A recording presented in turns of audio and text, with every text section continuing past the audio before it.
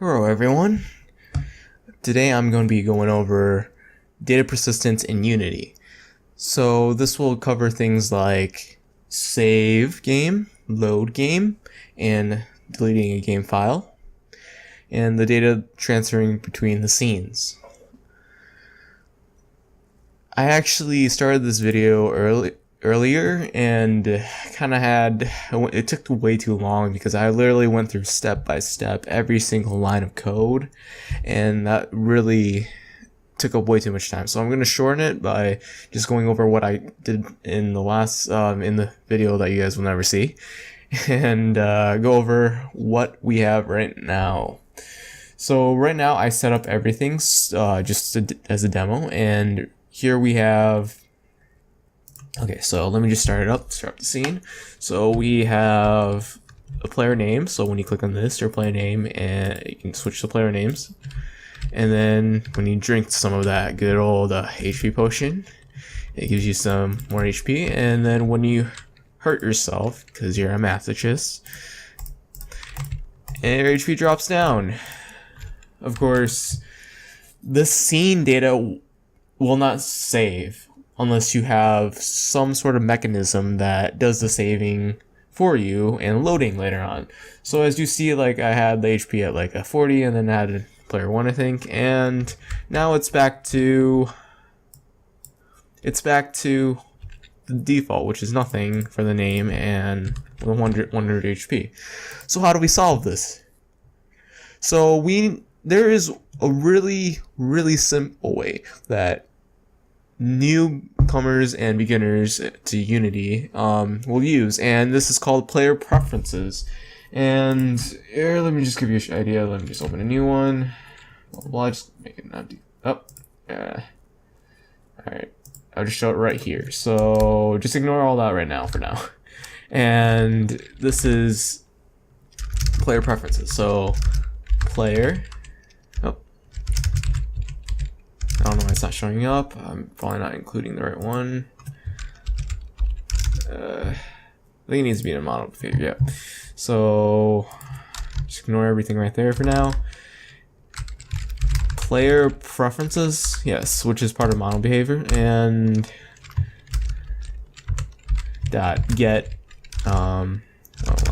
player preferences dot get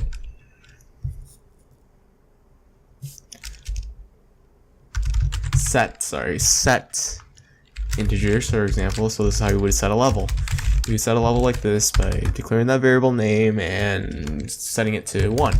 And then when you call this, you go player preferences, and then you get that integer. So it would return, oh, spelled it wrong. And it'll return, and then you just call level. And this will return 1. And then you can set that to whatever variable, and you can load it every time you start a game or when you call a save or load. Okay. And bloop.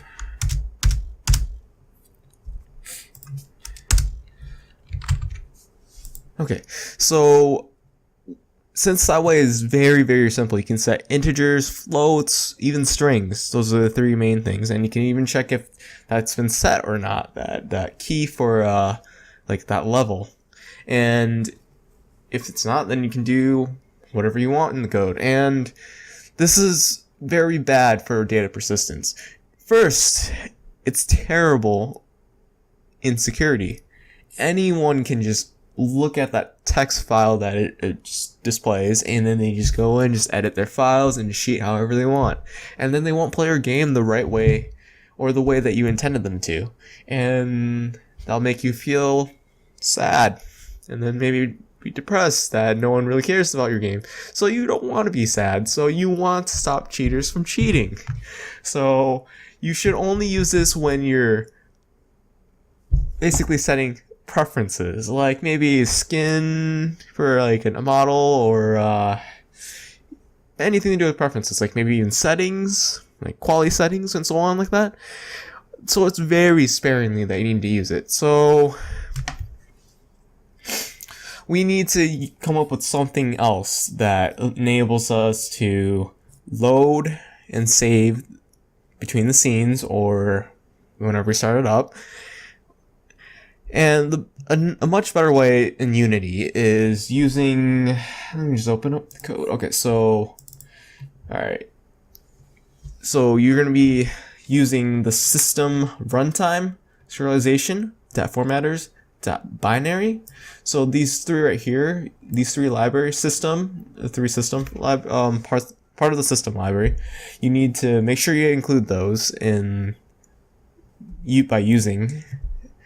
And what this runtime serialization we're going to be using it for is to basically convert that data, like the class data, into like a serializable. So that means serialize that data into a binary format that can be stored on your computer somewhere in storage. And then later on, you can just load it or delete it, whatever you want, create more, and so on. So this is much more secure in the way that it's just set to binary. And the average user doesn't know how to read binary. Of course, you can still read it if you deserialize it, but that's going to take a much more advanced user, that someone that knows about computer science, and not too many people, so yeah. So it's a lot more secure anyways, and you can set this file somewhere that's hard to get to, and maybe hidden, and it just take a lot more effort to cheat. And to get to the effort, they don't want to do that much work just to cheat in a game. They might as well just play it. So then it's a win-win for you. And if you really want to stop like people from just actually reading that binary data easily, you just have to encrypt your data if you want to go into more advanced. But we're not going to cover that in this. Well, I will not cover this in this demo. We're trying to keep it simple. So this setting to binary format, it's only utilized in anything that can be any kind of platform that can store it. So all except for web should be able to do this, since on the web you can't really store it in a file. If you could try storing it as a cookie, but the cookies are normally, there's a lot of limit on that, so that wouldn't really work unless you can really get it small. So now let's get into the bulk of the work. So right now you need to create something. It's serializable. So you need to make sure this abstract class is serializable. So that makes it so it tells Unity that this class is serializable. So that means it can be converted into a binary format. So we're using public abstract class. This is abstract so that we can later contain different types of data. So for example, like player save data, environment data, like, oh, how much damage this car might have, or so on. But in this case, I'm gonna actually only go over save data just because to give you a general idea how to go about this.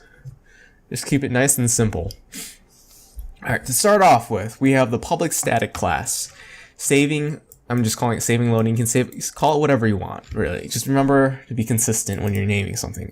So I'm using a public static just so that we can reference it from anywhere, really. And this is just to find if the file exists. B exists, save exists. So it's just a boolean. So we're returning the file after grabbing that path name. So we need to get the path. So right here, return path.combine. This will actually go to that location on your store in your computer and then check for that file. So application persistence data. So persistent data path on Windows is going to be in app data and roaming. So it's somewhere in your roaming in the app data file, but any other platforms I can't tell you because I wouldn't know where that would be. But that's where it's going to be. And most users won't know that it's gonna be set there, and then yeah. So you don't have to worry about like it being too visible. And alright, so now we need to go on to save game. So every single method in here, you need to make sure they're all public static. So save game, and then you're gonna call that abstract class save game. So save game, that variable, and then the name of the game. So right here, this is very important. Binary formatter. So that's why I named it formatter. And this will be what kind of formats that the file into a binary format to be stored. So you're using file stream. I am using, okay. All right, so using as in the keyword. It makes sure that the object is disposed of as soon as it goes out of scope. So in this scenario, this will close. In this case, it will, if I use it to close the file stream, it will still do that, even an exception is called. So here we have the file stream, which reads in the file. So then we get the path that we want to place it, and then this is very important. In file mode.create, you need to have this because this signifies to the file streamer that I need to create a file. There's other ones like open, which I'll cover later on, but this basically creates a file. So now we're going to use a try and catch exception. So exception handling. So in this case, we're going to try to serialize that file stream and into the game save game data.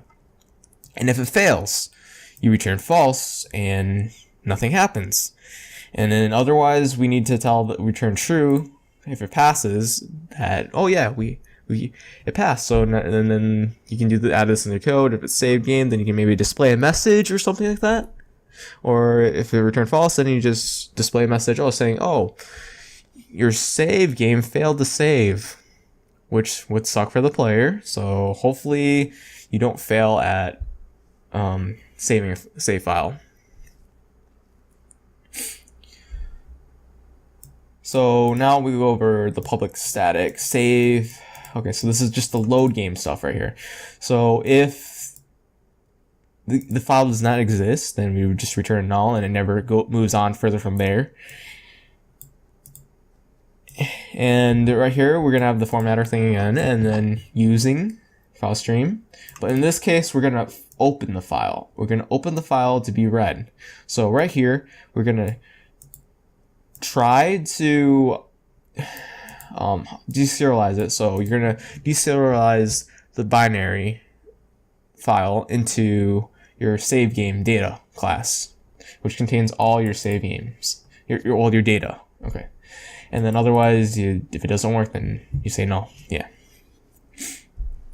and of course, lastly, we need to be able to delete the game. This is going to be for like overriding, or if a user just like, I feel like restarting. I'm a hardcore gamer. I put in like 200 hours, but I'm trying different difficulty and I don't have enough room. I already have too many save data, so they're going to just delete that one of their older files and just plop it in a new save file and then just work from there. So right here, we're going to try to delete. So file delete.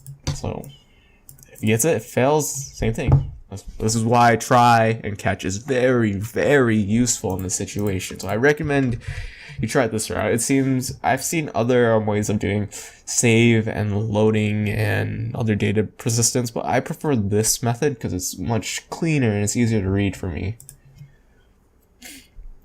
All right, next, we need to make sure that right here this is our player save data. So this contains all our save data to be read to be serialized and formatted to a binary file to be read later and stored somewhere on your computer. So we need to make sure it's serializable, as I explained earlier what that did. And then you need to make sure this is very important because earlier when I was typing this out frantically, I came across errors. Like I was wondering why it wasn't working. And this is right here. I forgot to change this portion to not mono behavior. By default, when you create a script in Unity, it'll set to mono behavior, and that's not what you want. You actually just want a normal C# class and just have this be inherit from the save game abstract. So I'm not sure. All right, right here too. I forgot to tell, just to make sure, you guys make sure there's no model behavior on these, because that will actually screw up everything. And so right here we have whatever data you want to save. So right here is the name, and right here is the hit points. So I'm just keeping it simple. You can add levels that you're currently on, how much strength, how much damage, and so on. Just a range of things in RPGs or whatever game you have, how much ammo, and so on. After going from that, this one needs to be in model behavior, because we need a manager, like a game manager, which normally has a game, but in this case I'm having a save load manager. I like keeping multiple managers so it doesn't just all pile up in the game manager. That's kind of makes code very hard to read and find. So right here I create a player info class object, and this is just the player info that goes on the player, that just like, oh, this is like, it just manages all the stats, like, and so on. So like the HP, the player, and this was just for handling. And then right here I have serialized field on a private int hit points. I use serialized field because it is very useful in the Unity editor. Like, it's still private, but you can still see it in the Unity editor and still change it. So that's really useful. And right here is the name, so that's what we have. And then this is all the stuff for the buttons I had earlier. Like, so the text, yeah, so it just changes it, make sure it changes whenever update's being called, it just changes it. So if HP goes down, it changes from 100 to 90. And back to here, we have the player save data. So this is our save data. We're creating a class object of this. So, ignore all this stuff that I haven't commented out. It's just, I'm trying to keep it simple, but these work there because I was going to try and make a timer so it displays a message and then disappears after you save and load. But there's no point going into that right now, because this is mainly on saving and loading, so keep it nice and short and simple. And right here we have void awake. So I usually use awake most of the time because it starts up before the void start. So void start actually starts after awake. So right here you need to have don't destroy and load, because you need to say this script doesn't get destroyed. You don't want to be destroyed as you're moving through scenes, because if it gets destroyed, you're not going to have a system that kind of manages your saving and loading. So then you can't save and load. And then if this were to happen, it was like, oh, I can save and load on the first level, and then it moves on to the second level, the player's going to be very pissed at you. You can't do that to them. If it's just like they can't save all of a sudden or load, that would mean that all their hard work they wouldn't realize for a while probably, and then they'll try to maybe stop playing after like 5 hours, and then come back and they're like, what happened to my save file? You don't want to do that. You're gonna lose a lot of love, and you don't want your players upset with you, because they'll probably go and TP your house somehow, or whatever kind of crazy people are out there. You don't want that. So watch out. And right here, so save game. So save equals the new player save data. So this is just creating a class object for that variable. I don't think I really need that though, because I don't think so, but I just include it anyways, just in case. Info equals game object dot find game object with tag. So we're finding the player object, and then we're grabbing from that the player info, which is what was holding all the information, like how much hit points, the name. You could probably maybe put the level, like what level the player is, how much ammo they have, or so on. And that just this is just initializing everything so that we can work on it later. So right here we have, these are the functions and methods that will actually allow you to save, load, and delete a game file. So we have save player, and then so this is the player. So this is the player right here. So right here, this is the player name, and then so we just set it to whatever the name was right here. So whatever you set it to, the name is right here. So later on, it's gonna be like player or RN or so on. And right here, I set the hit points as well. So we'll do whatever. And this is very useful, how I set it up like this. I like using this as shorthand because it's very easy and short to do. And so basically you can HP, the variable HP, if you just call it, you can do something like HP equal, I don't know why I said human pose, HP equals 100 or something like that, and it'll work easily whenever you call to this. So if you call like save game dot HP equals, it'll just, and then you can just, it just sets that to that easily. Or in other case, you can also grab it really easily. It's just a nice, really shortcut method in case you guys are interested in that. And then right here, we're deleting the save. In this case, we're deleting the old save file. So right here, because right now I'm saving the game as demo. And this name, the file name, you can always change. You can actually ask the user if you want, like in a text box in the game, what they want to actually save their file as, and then blah blah blah, and it'll just save right here if you set this into a variable instead. And then they can later on they can choose whatever file they want to load. But this one is just like, this is really like closer to like an autosave, if anything, or just one file save game. So right here for loading, we're gonna have to set the player info because we're actually deserializing the data into something that's readable. So after we load the game, which deserializes it as player data, because then it sets it back to that class data, and then now we can set the name, set the hit points in over here, and then it'll just be displayed in the actual game. So yep.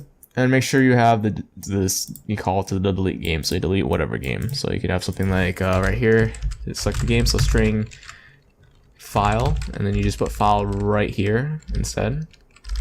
So file, and that's how you would do it easily to select which file to delete.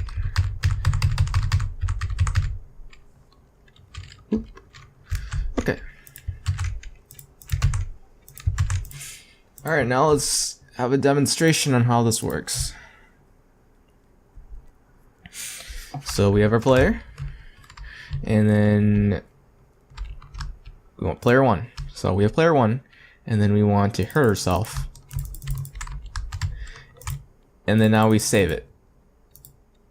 So of course, when you start it, it's not gonna have that, but when you hit load, everything shows up. So if you were to change it to something else, and change it to something else, like that, it still becomes that. So once you save again, so I set this higher, and then you save it, and then you decrease or something like that, and then it goes back to that. See? It just loads back to the same file. And there you have it. That's one way of doing a saving and loading. I prefer this way because it's very clean to read and it's very simple to implement. Hope you guys enjoyed this, because I spent a lot of time figuring out how to do this by myself, and it was a pain, but I got it working in some old game project, and I decided to just share with everyone how this works. It's very beneficial to everyone, so I hope you guys can make use of this.